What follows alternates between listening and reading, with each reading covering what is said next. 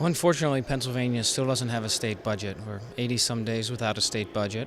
We're pretty far away with the governor and what he wants to spend. He wants an additional $8 billion of tax increases. We're very reluctant to raise any tax with the state of the economy. So what we're forced with now is a government shutdown as a result of Governor Wolf's veto on June 30th.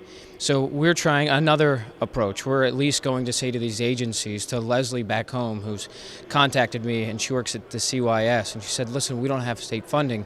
We're going to shut down our organization. What can you do to help us? Well, we're going to do it today. We're going to pass an emergency spending bill to make all the agencies whole up to this point and for the first quarter of this year. 1/3 of the state budget and the funds will be driven out. To be honest, Lori, we agree on a lot of the line items. Over 60% of the line items we've compromised on. Unfortunately, the governor doesn't want to drive out emergency funding, let alone he could pass a year-wide funding for where we agree. Instead, what they're doing is they're creating leverage. So they're shutting down the whole government. They're funding no one. And so in the attempt to force legislators to vote for his massive tax increases. So our decision today is to send emergency funding, which we will do. And what Leslie has asked, she said, what can we do to help? What can these school districts do to help?